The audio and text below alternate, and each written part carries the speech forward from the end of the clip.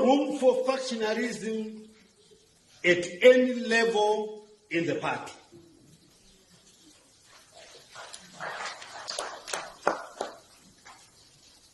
A party that cannot be undermined by being defined in the confines of individuals.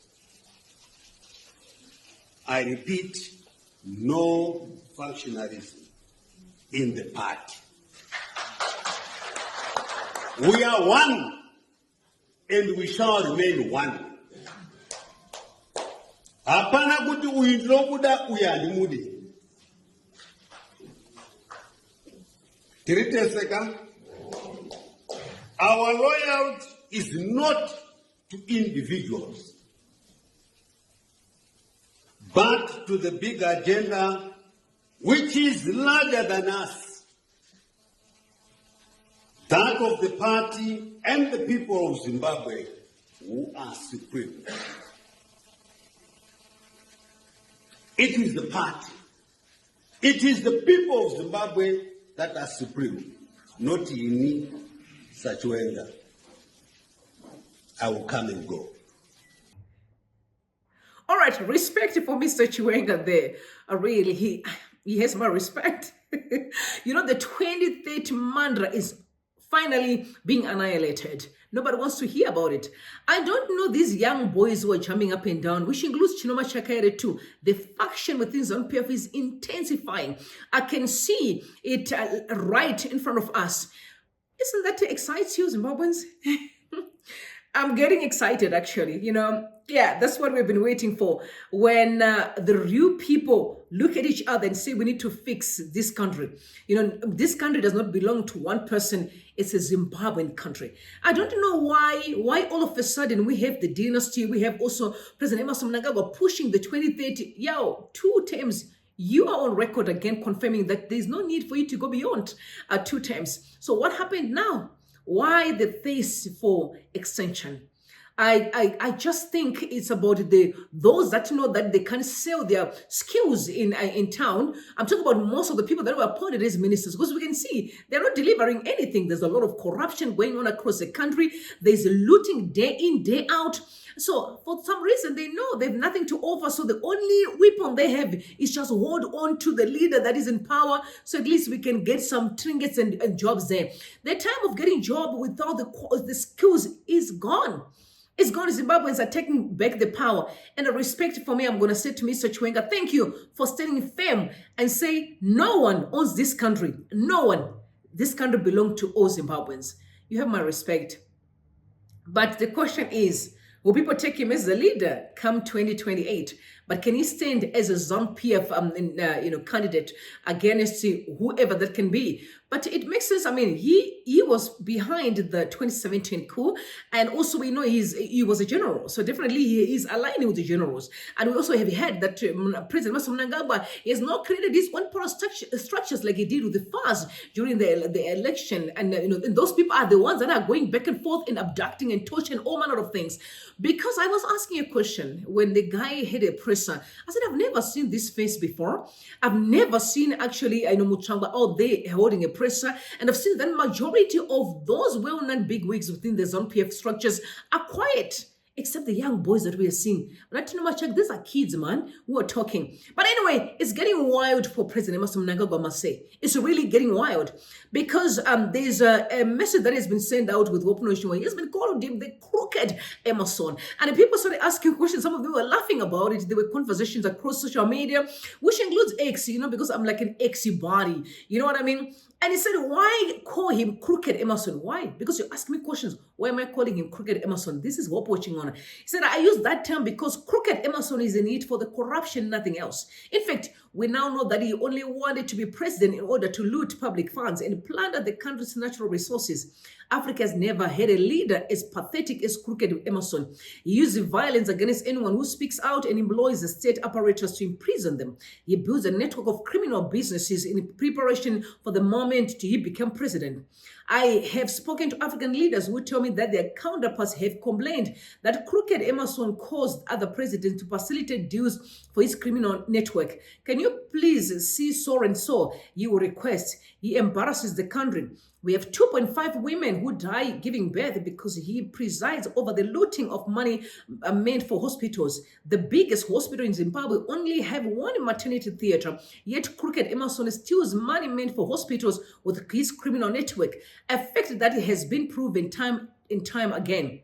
He has failed to provide clean drinking water as required by the Water Act, again due to his looting. Roads are filled with potholes, yet he goes on a propaganda spree over a 7-kilometer road he built for SADC and Parliament. All the other roads he refurbished were built by colonial government. He actually used the road refurbishment to steal more public money by inflating prices.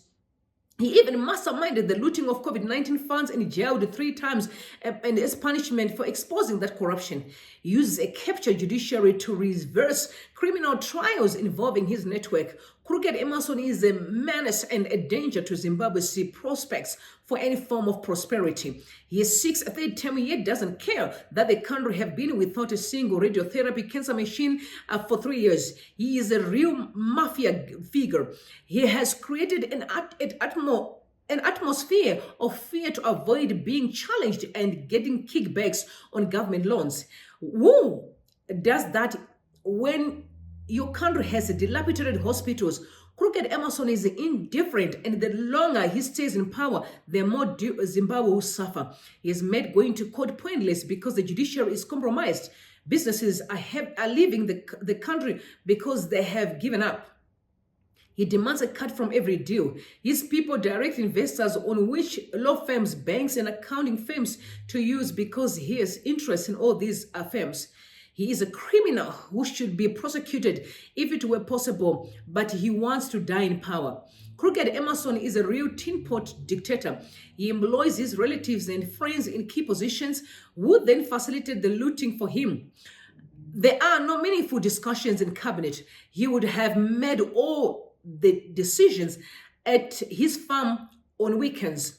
Oh, wow. Into a rubber stamp for his criminality, appointing the most ineffective ministers and killer henchmen like Muda. Imagine Muda as a cabinet minister. But that is Crooked Emmerson for you. This man doesn't deserve any respect. Those who pretend to respect him are also part of the criminal network or want to join it. He goes around the region paying politicians to ensure they don't oppose him at regional summits. Wow. He has done this in many SADC countries, and we now have evidence of how it was done. He has been stealing land from state. His property in Bordeaux was stolen from NASA. Let him deny it. He worked because it is true. To steal this land, he first puts his relatives and friends, then they facilitate. He used laws that doesn't even exist to prosecute journalists, opposition politicians, and activists.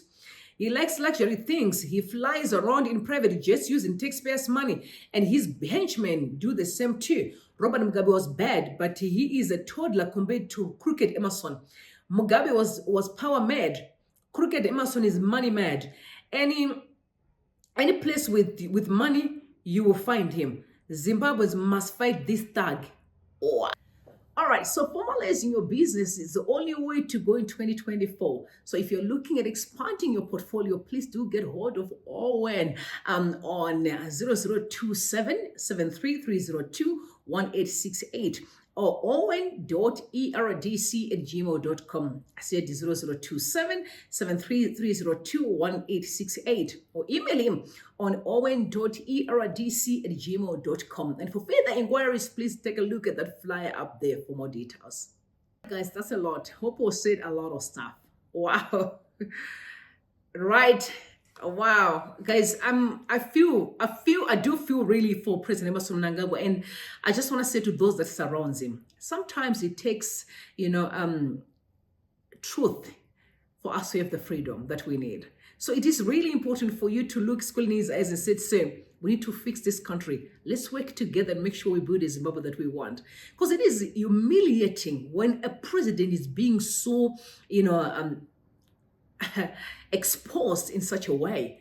A lot of dubious stuff. Can I say that I sometimes just said, Why was Wikno Shivayo, moving around Africa and meet all this presidency and saying all manner of things, and all of a sudden, where is actually Wikno Shivayo right now? Where is he? Because he's the one that we saw. And we also know how he was so close to President Emmerson Mnangagwa, which caused a lot of stir on social media. They would fly together, the private jet. You would also see him with Presidents BT Museveni. I saw him in Tanzania. I also saw him, was it in Botswana, if I'm not mistaken. But this is what we're discussing, that why those kind of, diplomatic visits for in just a mere person in the country. But anyway, you know him on record that he like the president's Slav son, the president's son. So some of the things that he's alleging, we need to dig deeper. There's a lot that he said, a lot. But anyway, the people in ZANU PF, I don't think they love President Emmerson Mnangagwa. They hate him. Because if they loved him, they'll be in a position to sit down and say, yo, we're in trouble here. So we can rescue you and your legacy. Let's do the right thing and really make sure that at least there's a discussion, dialogue. And I have seen Mugabe pushing on the dialogue, said that's the only way that will save Zimbabwe. Guys, let's learn to converse. Check what happened with Ramaphosa and the DA. Guys, notwithstanding their past history, they had to consider the nation and the leaders of this country. But why do we fail to do simple things? Us as Black people and Black brothers, to just sit around the table and have a conversation.